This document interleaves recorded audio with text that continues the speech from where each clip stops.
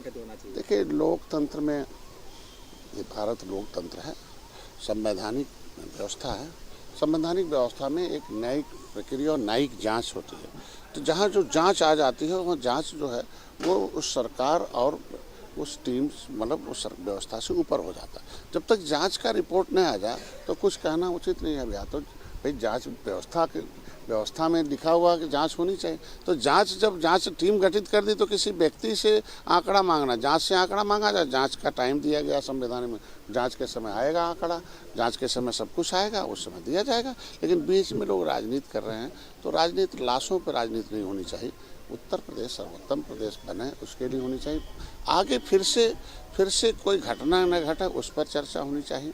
और मृतक परिवारों के साथ संतप्त सभी लोगों को खड़ा होना चाहिए। और वो एक पवित्र भूमि है, एक निषाद राज की, प्रयागराज की निषाद राज की भूमि है। भगवान राम निषाद राज रात्रि विश्राम के, और दुनिया के लोग अगर उस जिस आस्था केंद्र पर आते हैं तो उसमें उसी हिसाब से दुनिया में भारत की पहचान बने। सबसे बड़ी बात है कि जिस तरीके से आंकड़े की बात आ रही है कि जो लोग मिसिंग है अभी तक, जिनका पता नहीं, उसके आंकड़े सरकार क्यों नहीं अभी तक? आखिर तो जांच तो इसीलिए लिखा है ना कि कौन दोषी है, किस कारण हुआ है, कितने लोग हताहत हुए हैं, कितने लोग हुए हैं। तो जांच तो घटना के बाद मतलब इस हादसे में कितने लोग शिकार हुए, उसका तो आकलन तो जांच तो करेगा ना, जांच ही रिपोर्ट देगा ना, जो बयान के आधार पर। आपका क्या मतलब? अरे यार, मैं कह रहा हूँ हमारी सरकारी ने तो जांच लिखा है, सरकारी जांच लिखी है ना। जांच नहीं लिखती तब कहते हैं कि नहीं, जांच नहीं कराना चाहते हैं, आंकड़ा नहीं देना चाहते हैं। तो जांच के आधार पर ही तो आंकड़ा निश्चित जांच के आधार पर ही आएगा ना।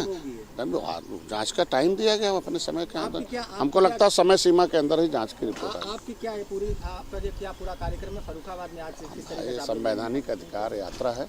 संविधान में सभी को अधिकार है, मताधिकार के साथ सम्मान पाने का सब अधिकार है, शिक्षा पाने का अधिकार है। उसमें कमज़ोरों को भी विशेष स्थान है। कमज़ोर को किस तरीके से हम मदद करेंगे। संविधान में अधिनियम है 341 कि मजबूत घोड़ा कमज़ोर घोड़े का हिस्सा खा जाता है। इसलिए आरक्षण की व्यवस्था दी गई है, उनकी सीटें आरक्षित की गई हैं। धन, पैसा, बुद्धि, शिक्षा, स्वास्थ्य, रोजगार, पद, प्रतिष्ठा, राजनीति सब सुरक्षित की गई है। 23% अनुसूचित, उसमें लेदरमैन, वाशरमैन, फिशरमैन 66 समूह हैं।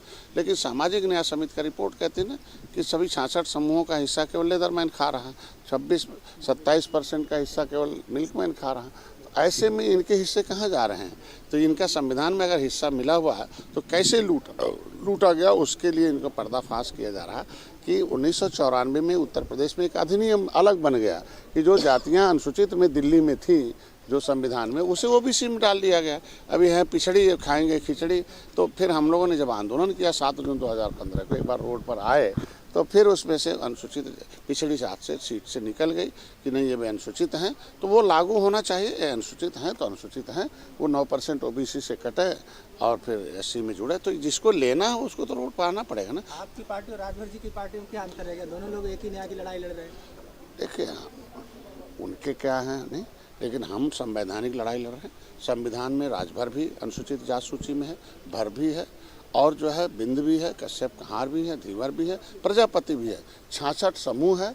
66 समूह में 17 पिछड़ी जातियों में जो डाले गए थे, पिछड़ी जातियां, वो अधिसूचित हैं संविधान में और राष्ट्रपति के द्वारा गिनती हुई थी 1961 में। तो ऐसी सभी जातियां, चाहे राजभर हो, चाहे प्रजापति हो, चाहे कश्यप कहार हो, उनको राष्ट्रपति ने मेरे आंदोलन के बाद 7 जून 2015 सड़क पर जो आंदोलन किया था, रेल आंदोलन किया था, तब राज्यपाल ने 31 दिसंबर 2016 को निकाल दिया। तो मैं सभी जातियों को अनुसूचित जाति का प्रमाण पत्र मिले, जारी हो, ओबीसी से नाम खारिज हो और एससी का प्रमाण पत्र मिलकर जारी हो, ये अभियान है। मंत्री जी, सवाल है, जो क्या लगता है वो जो भगदड़ हुई उसमें साजिश है?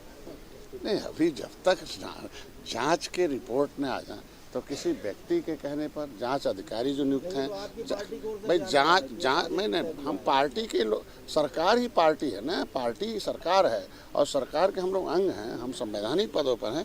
तो सरकार ने जांच नियुक्त की है, उस जांच में अधिकारी हैं, जो जांच के मेंबर्स हैं, वो कोई बयान देते हो तो उस पर जवाब दिया जा सकता है। कोई किसी व्यक्ति के, आपकी सरकार में भ्रष्टाचार है? देखो, आज के दिन में कहीं भी जो मामले आते हैं तो उस पर संज्ञान है। हमारे समय जो पहले की सरकार थी और अब की सरकार है, दोनों में बहुत अंतर है।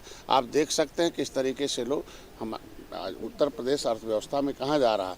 अगर हम उससे कहते तो अर्थव्यवस्था सुदृढ़ कैसे होता है। अर्थव्यवस्था अगर रिकॉर्ड में सुदृढ़ हो रहा है, काम सुदृढ़ दिखाई दे रहा है, तो इसके मतलब काम अच्छे हो रहे हैं। अच्छे कार्यों की सराहना होनी चाहिए। कहीं भी गलती, मैं तो मुख्यमंत्री को धन्यवाद दूंगा, कहीं ऐसा मामला आता है जो दोषी पाए जाते हैं उनके खिलाफ कार्रवाई होती, चाहे कितने रसूखदार होते हैं। तो ये व्यवस्था है, उस व्यवस्था का पालन हमारी सरकार करती है। मंत्री